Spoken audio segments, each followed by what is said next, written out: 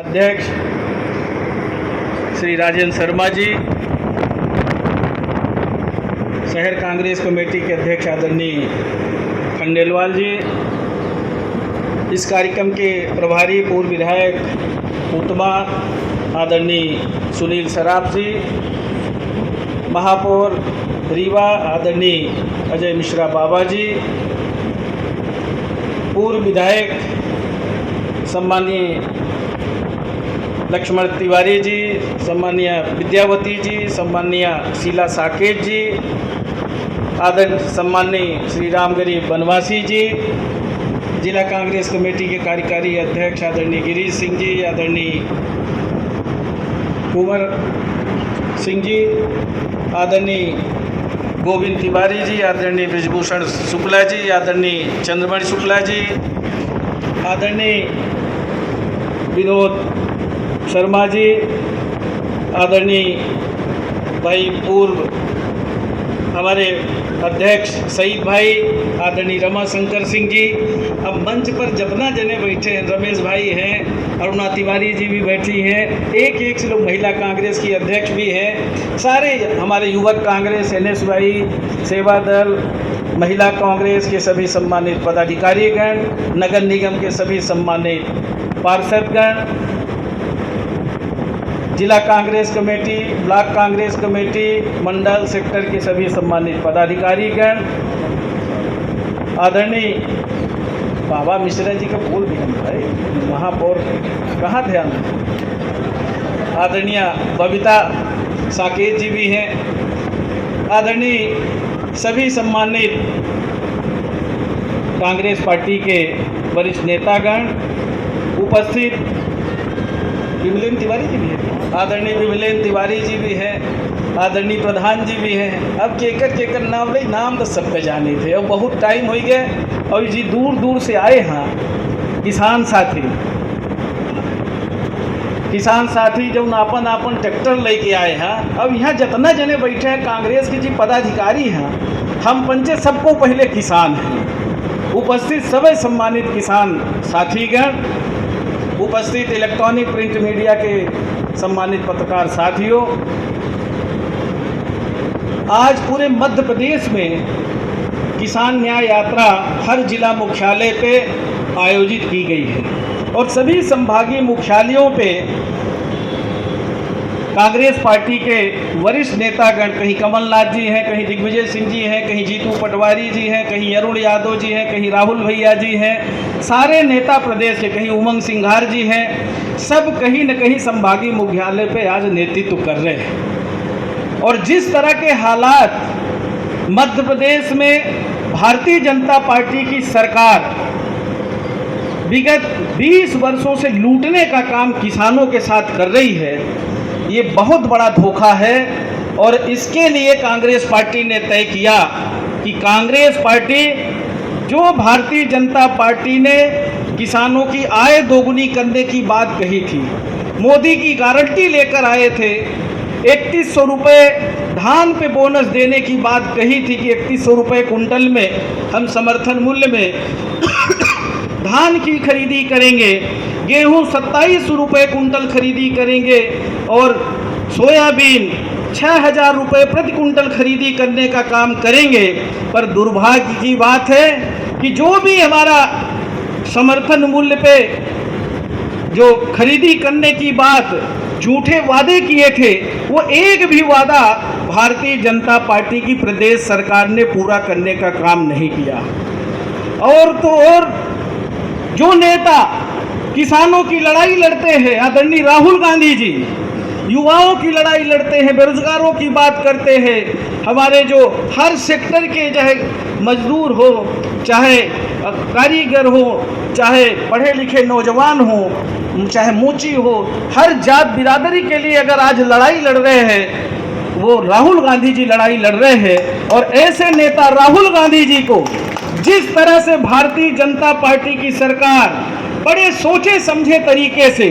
कि आज उनको हर विषय पर अगर कोई कटघरे में खड़ा कर रहा है तो वो कांग्रेस पार्टी के हम सबके नेता राहुल गांधी जी हैं। भारतीय जनता पार्टी के देश के प्रधानमंत्री, देश के गृह मंत्री से लेकर भाजपा का कोई नेता उनके सवालों का जवाब नहीं दे पा रहे हैं। और जो राहुल गांधी उनके भ्रष्टाचार को उजागर करते हैं, उनके घोटालों को उजागर करते हैं, बड़े बड़े उद्योगपतियों को जो देश की संपत्ति लुटाने का काम भारतीय जनता पार्टी की सरकार कर रही है, अगर उसको उजागर करने का काम राहुल गांधी जी करते हैं तो राहुल गांधी जी आज क्या हो गए? राहुल गांधी आतंकवादी हो गए।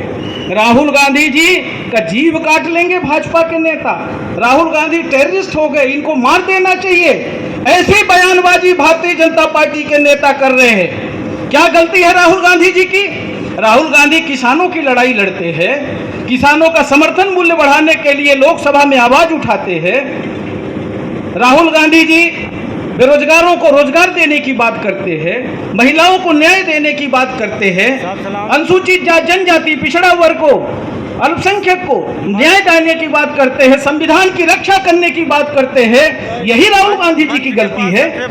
ये वही राहुल गांधी जी हैं जिनके पिताजी ने देश की अखंडता और एकता के लिए प्राणों को न्यौछावर करने का काम किया था। ये वही राहुल गांधी जी हैं जिनकी दादी माँ श्रीमती इंदिरा गांधी जी ने इस देश को बनाने के लिए प्राणों का न्यौछावर करने का काम किया था। ये वही राहुल गांधी जी है जिनके परदादा परनाना स्वर्गीय पूज्य पंडित जवाहरलाल नेहरू जी 13 साल जेल में यातनाएं सहते हैं देश को आजादी दिलाने के लिए। देश के प्रथम प्रधानमंत्री बनते हैं और देश का जो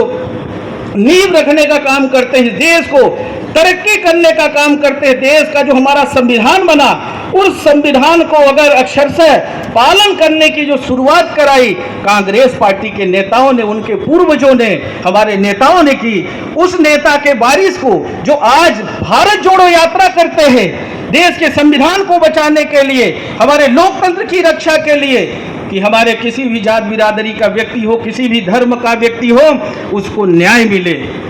अब राहुल गांधी जी आतंकवादी हो गए। और यहाँ तो ठीक है, कल हमारे राष्ट्रीय अध्यक्ष जी ने चिट्ठी लिखी थी, खड़गे जी ने, देश के प्रधानमंत्री को कि आपके मंत्री, आपके सांसद, आपके विधायक, आपके नेता, हमारे नेता प्रतिपक्ष राहुल गांधी जी के खिलाफ अनर्गल बयानबाजी कर रहे हैं,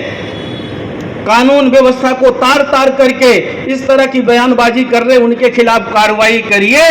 तो राष्ट्रीय अध्यक्ष भाजपा के जो नड्डा जी हैं, उन्होंने क्या लिखा चिट्ठी में? खड़गे जी को चिट्ठी लिखी और उस चिट्ठी में उन्होंने भी राहुल गांधी जी को अपशब्दों का इस्तेमाल किया है। हम खंडन करते हैं ऐसे भाजपा के नेताओं के कारनामों के बारे में, हम भर्त्सना करते हैं और उनको चेतावनी भी देते हैं कि अगर हमारे नेता राहुल गांधी जी, जो पूरे देश के नेता हैं, जो सभी जाति धर्म के नेता हैं और भारत के संविधान को बचाने की जो लड़ाई लड़ रहे हैं, लोकतंत्र की रक्षा की लड़ाई लड़ रहे हैं, अगर हमारे नेता के खिलाफ भाजपा के नेता इस तरह की अनर्गल टिप्पणी करेंगे और हमारे नेता के ऊपर अगर किसी भी प्रकार की आंच आएगी तो कांग्रेस पार्टी का एक एक कार्यकर्ता, एक एक नेता मुंह तोड़ जवाब देने के लिए तैयार है। भाजपा के नेता कान खोल के सुन लें, कांग्रेस पार्टी के कार्यकर्ता ये वही हैं जिन्होंने इस देश को आजादी दिलाने के लिए प्राणों की न्यौछावर दी थी, उसी पार्टी के वंशज हैं। जब देश हमारा आजाद हो रहा था, जब स्वतंत्रता संग्राम लड़ाई लड़ रहे थे, तब यही आरएसएस के लोग अंग्रेजों के साथ मिलकर उनकी हुकूमत में दुमदुमी बजा रहे थे। ये वही भाजपा के लोग हैं, इनसे सावधान रहने की जरूरत है। आदरणीय किसान साथियों, अगर आप चाहते हैं कि आपको न्याय मिले, आपको समर्थन मूल्य बढ़ा हुआ मिले, जो आदरणीय राहुल गांधी जी लगातार लड़ाई लड़ रहे हैं, तो फिर आपको कांग्रेस पार्टी का साथ देना पड़ेगा, आपको संघर्ष में साथ में आना पड़ेगा। ये लड़ाई अभी शुरुआत हुई है। हम लोग देखेंगे, अभी धान की फसल आएगी, अगर 3100 रुपए के हिसाब से धान की खरीदी नहीं होती है, 2700 रुपए कुंटल अभी अगली फसल में, भाई एक फसल तो गई सरकार बनने के बाद, गेहूं में तो कोई बढ़ोतरी हुई नहीं। अगर जो इन्होंने वादा किया था किसानों के साथ, उस वादे का अगर पूरा नहीं करेंगे तो कांग्रेस पार्टी लड़ाई लड़ेगी। आप सबका सहयोग चाहते हैं, बस यही आपसे निवेदन करेंगे। आप सबसे एक बात और हम कहना चाहते हैं, कमिश्नरी में आंदोलन है, पूरे संभाग से जुड़ा विषय है। हमारे जिला प्रशासन कमिश्नर साहब के प्रतिनिधि के रूप में जो भी अधिकारी आए, उनसे हमारा आग्रह है कि पूरे संभाग में सभी जिलों में